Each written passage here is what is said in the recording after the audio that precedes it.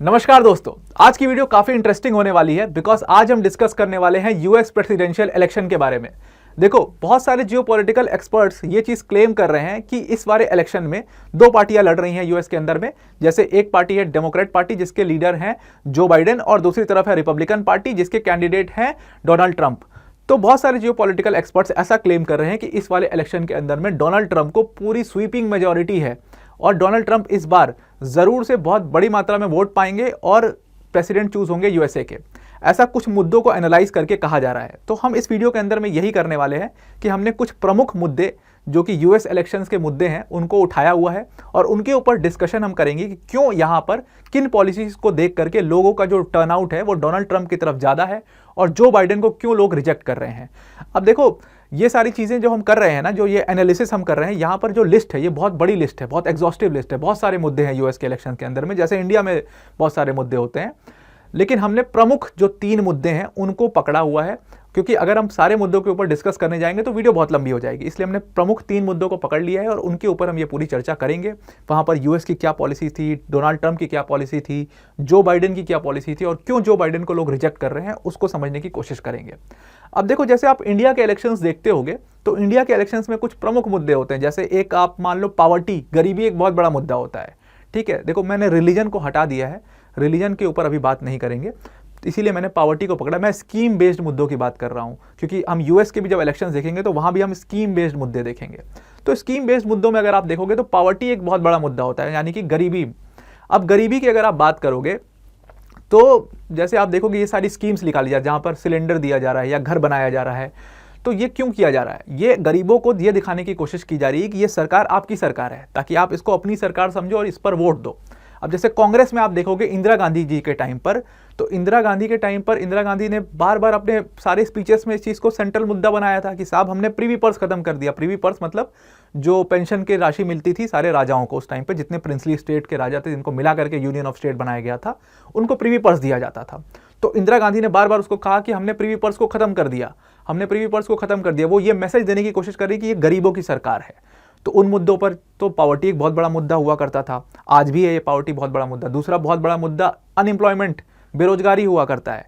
तो यहाँ पर हमेशा से यूथ्स को कोशिश की जाती है, उनको मोबिलाइज किया जाता है कि आपके लिए वैकेंसीज लाई जा रही। जब भी आप देखोगे इलेक्शन ईयर आएगा तो उसके पहले खूब भर भर के वैकेंसी मिलती है, खूब ज़्यादा वैकेंसी, हर विभाग में भर के वैकेंसी आती है धूमधाम से, तो ताकि युवाओं को लगे कि ये जो सरकार है ये हमारी सरकार है, ये हमारी सोच रही है, हमारे लिए वैकेंसी लेकर के आ रही है।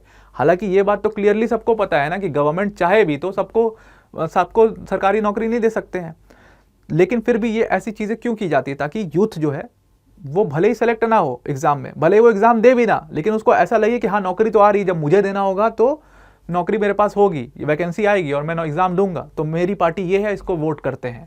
तो ठीक इंडिया के ही तरह यूएसए के अंदर भी कुछ मुद्दे हैं जिनके ऊपर इलेक्शंस लड़े जाते हैं। तो उनमें से प्रमुख मुद्दे हमने उठा लिए हैं। सबसे पहला मुद्दा जो है यूएसए के अंदर में, जो कि हर इलेक्शन में सबसे बड़ा मुद्दा होता है, वो ये होता है कि ब्लैक वोटर किसकी साइड है। यानी ब्लैक वोटर किसकी साइड है, मतलब ब्लैक वोटर किसको वोट करेगा इस बार के इलेक्शंस में। ठीक है, जैसे हमारे यहाँ पे कास्ट के ऐसे वोट्स होते हैं ना, ठीक उसी तरीके से यूएसए के अंदर में ब्लैक वोटर्स होता है कि ये ब्लैक वोटर जिसकी तरफ भी वोट करेगा वो पार्टी जीतेगी। ठीक है, या मतलब कि मेजॉरिटी में जिसकी तरफ वोट करेगा वो पार्टी जीतेगी। और ब्लैक वोटर्स की वेटेज बहुत ज़्यादा है। अगर आप टोटल परसेंटेज देखोगे ब्लैक वोटर्स का अकेले पूरे यूएसए के अंदर में, तो वो अकेले 14% वोट होल्ड करते हैं ब्लैक वोटर्स। और ये नंबर हमेशा इतना ही रहा है, कभी 13.5 रहता है, 13.5 2020 में भी 13.5 था। तो आप 13.5-14% पकड़ करके चलो कि ये ब्लैक वोटर्स हैं। अब अगर आप ब्लैक वोटर्स की वोट की हिस्ट्री देखोगे तो ब्लैक वोटर्स ने हमेशा से डेमोक्रेट पार्टी को वोट किया है, यानी कि जो बाइडेन की जो पार्टी है उसको वोट किया है। और ये वोटिंग का जो परसेंटेज है वो 2016 में आप देखो 77% वोट मिला डेमोक्रेट्स को, और 2020 में 75% वोट मिला, मतलब 77 to 75 के बीच में ही हमेशा रहते हैं। अगर इसके पहले वाले इलेक्शन देखोगे उसमें भी 70 to 71% वोट हमेशा डेमोक्रेट पार्टी को मिलता रहता है। अब ये वोट हमेशा से डेमोक्रेटिक पार्टी को क्यों मिलता था उसको समझने वाली बात है, और फिर हम देखेंगे रिपब्लिकन्स को इतना वोट कम क्यों मिलता है और कैसे ये वोटर टर्नआउट हो रहा है। अब देखो, ये डेमोक्रेट पार्टी को वोट रूजवेल्ट के टाइम से मिलता है, जब प्रेसिडेंट रूजवेल्ट हुआ करते थे यूएसए के अंदर में, तब से ही मिलता आया है। क्यों? क्योंकि कुछ अच्छे काम किए हैं डेमोक्रेट पार्टी ने ब्लैक्स के राइट्स को लेकर के। जैसे उन्होंने क्या किया था कि साल 1964 में एक सिविल राइट्स एक्ट निकाला था, और ये सिविल राइट्स एक्ट बहुत बड़ी चीज़ है। इसी की वजह से सारे ब्लैक वोटर जो हैं वो डेमोक्रेट पार्टी की तरफ टर्न हो गए थे। ये सिविल राइट एक्ट बेसिकली कहता क्या है, ये क्यों ब्लैक मतलब ब्लैक के फेवर में ये क्यों एक्ट पूरा बनाया गया था, उसको आप समझना। एक्चुअली क्या था ना, ब्लैक्स के साथ बहुत ज़्यादा रेशियल डिस्क्रिमिनेशन, अभी भी है रेशियल डिस्क्रिमिनेशन, उस टाइम पर अपनी चरम पर था। तो रेशियल डिस्क्रिमिनेशन की वजह से क्या होता था कि उनको किसी स्कूल में एडमिशन नहीं मिल रहा, उनके बच्चों को, उनको अकोमोडेशन रहने के लिए जगह नहीं मिल रही है क्योंकि सिर्फ वो ब्लैक हैं इस वजह से। तो ये सारी चीज़ों को देख करके उस टाइम की डेमोक्रेटिक पार्टी ने क्या किया था कि 1964 में इस एक्ट को निकाला था, और इस एक्ट ने ये चीज़ प्रोहिबिट कर दी थी कि आप सिर्फ किसी के रेस के बेसिस पर उसको एकोमोडेशन नहीं दोगे या उसको एडमिशन नहीं दोगे तो आपको जेल में डाल देंगे उठा करके। इस एक्ट की वजह से ब्लैक्स कम्युनिटी को ऐसा लगने लगा कि यार ये जो डेमोक्रेटिक गवर्नमेंट है ये हमारे लिए बनाई हुई गवर्नमेंट है और इसी को वोट करना है। तो इसीलिए 1964 के बाद आप जब भी देखोगे तो डेमोक्रेटिक पार्टी को भर भर के वोट दिया है इन्होंने, चाहे वो बराक ओबामा तो खुद एक ब्लैक थे, उनको प्रेसिडेंट बनाया, ये भी एक बहुत बड़ा वो था कि ब्लैक के वोट को अपनी तरफ मोबिलाइज करना था। चाहे आप किसी को भी देख लो जो डेमोक्रेट पार्टी के प्रेसिडेंट्स हैं उनको, चाहे ट्रूमैन को देख लो, जितने भी डेमोक्रेटिक पार्टी के प्रेसिडेंट्स आए उनको हमेशा से ब्लैक सपोर्ट रहा। लेकिन वहीं रिपब्लिकन्स को आप देखोगे तो उनको हमेशा से एंटी ब्लैक माना जाता था, चाहे आप जॉर्ज बुश को उठाओ या आप डोनाल्ड ट्रंप को उठाओ, उनको हमेशा से एंटी ब्लैक माना गया था।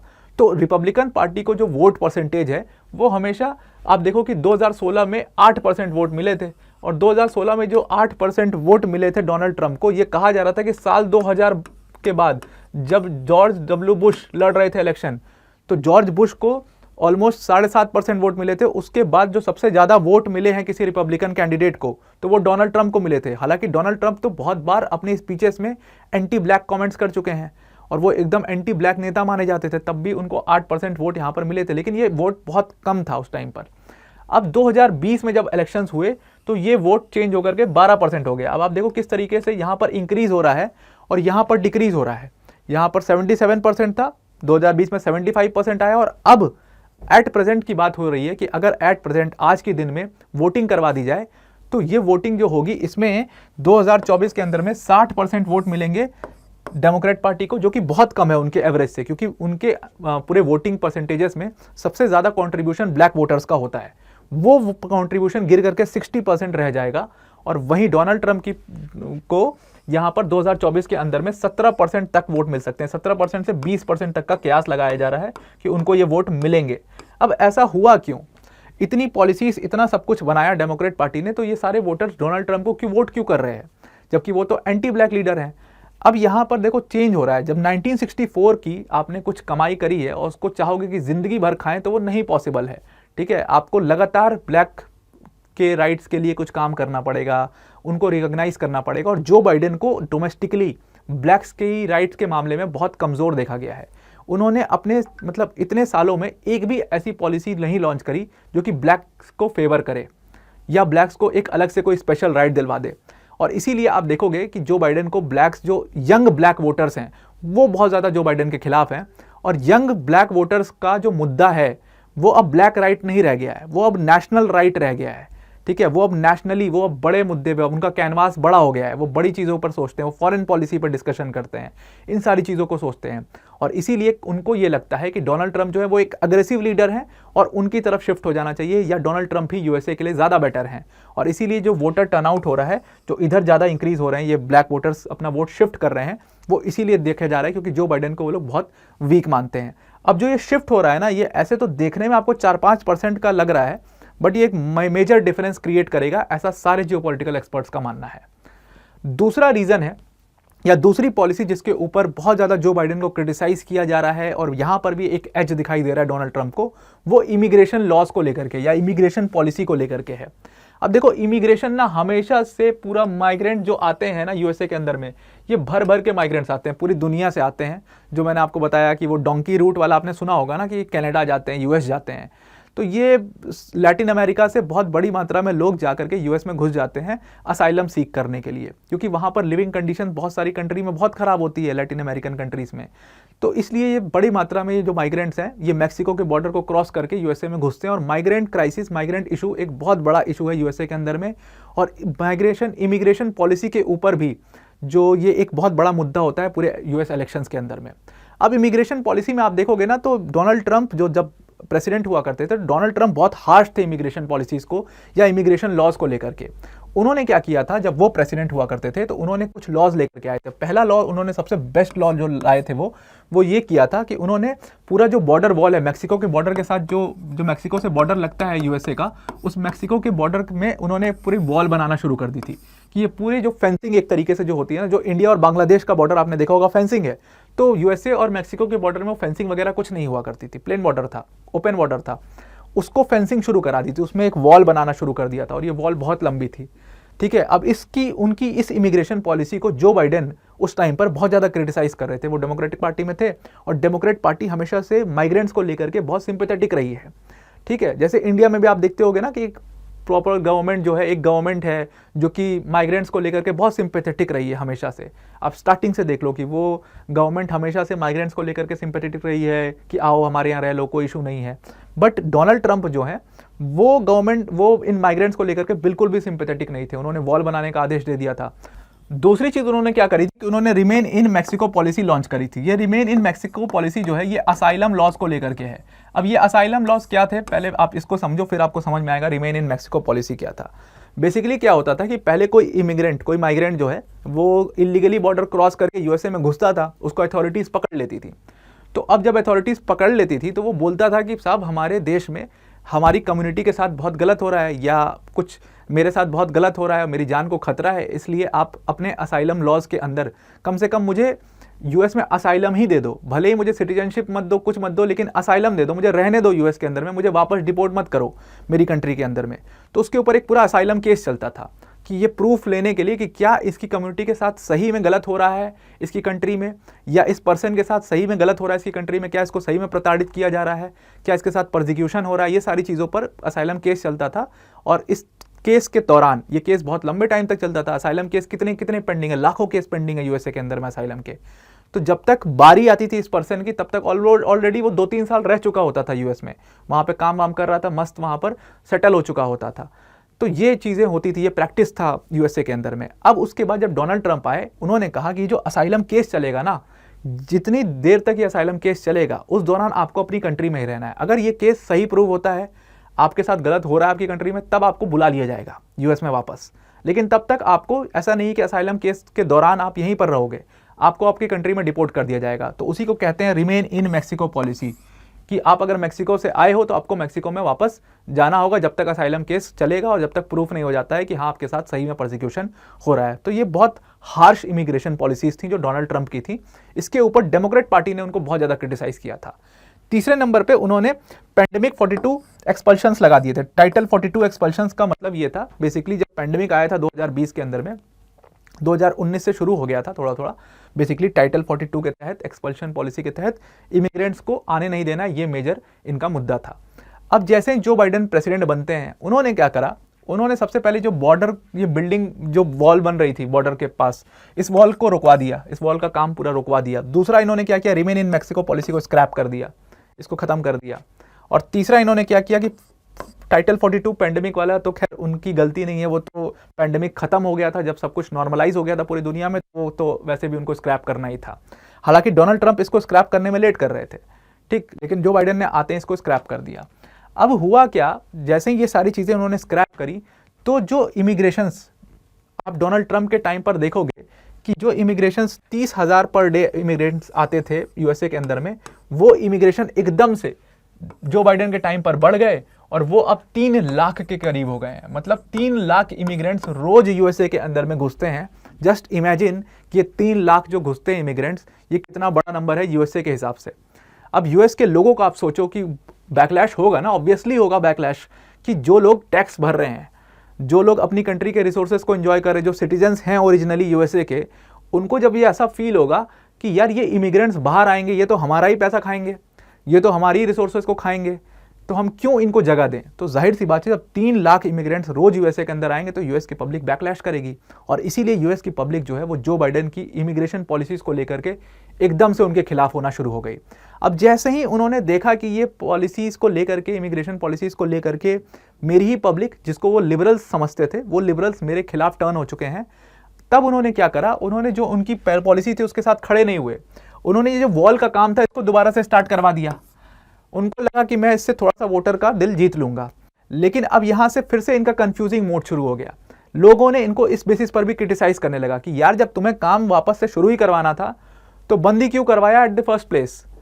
फिर इन्होंने रिमेन इन मैक्सिको पॉलिसी का दूसरा वर्जन लेके आए, ये मतलब ये ऑनलाइन असाइलम के लिए अप्लाई करने का वर्जन लेकर के आए कि अगर आपको असाइलम चाहिए यूएस के अंदर में तो आप ऑनलाइन अप्लाई करिए। तो रिमेन इन मैक्सिको पॉलिसी को चेंज करके ऑनलाइन पॉलिसी लेकर के आ गई है।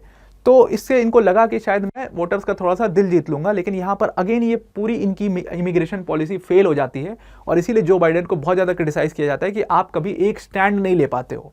जो डोनाल्ड ट्रंप की पूरी इमिग्रेशन पॉलिसी थी उसका एक स्टैंड था that we are anti immigrants, हम किसी भी इलीगल इमिग्रेंट को घुसने नहीं देंगे यूएसए के अंदर में।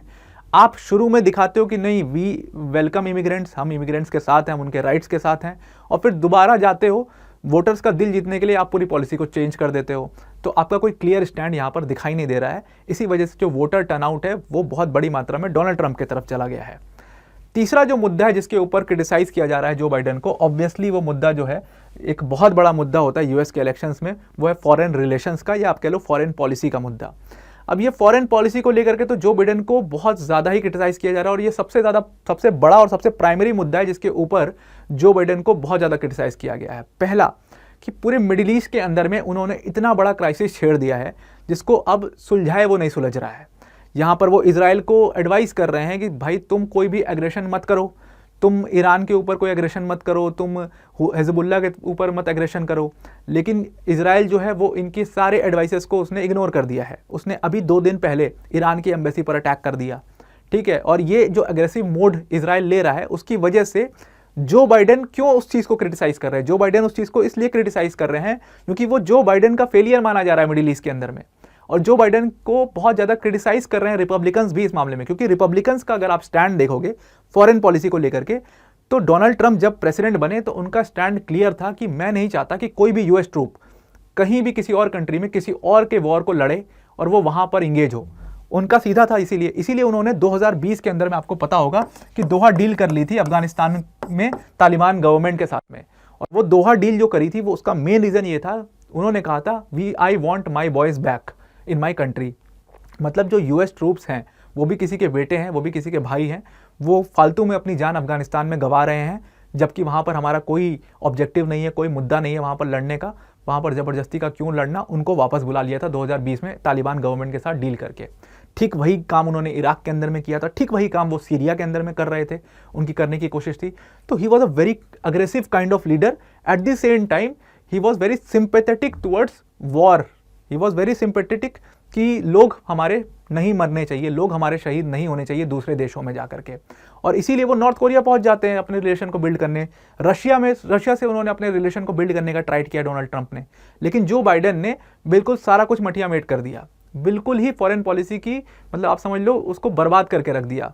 अफ्रीका के अंदर में चाइना एंटर कर चुका है, Russia through Wagner group enter कर चुका है, और यूएसए का जो स्ट्रॉन्ग होल्ड पोजीशंस हुआ करते थे वो सारा कुछ गंवा चुके हैं जो बाइडेन। मिडिल ईस्ट के अंदर में सऊदी अरेबिया की फ्रेंडशिप थी उनके पास, उसको गंवा दिया। उसके बाद आप थर्ड जो उनकी फेलियर देखोगे वो यूक्रेन के केस में देखोगे। ये चीज़ मैं बहुत पहले भी आपको बता चुका हूँ कि यूएसए ने कैसे अपनी फॉरेन पॉलिसी को बिल्कुल पूरी तरीके से लूज कर दिया है।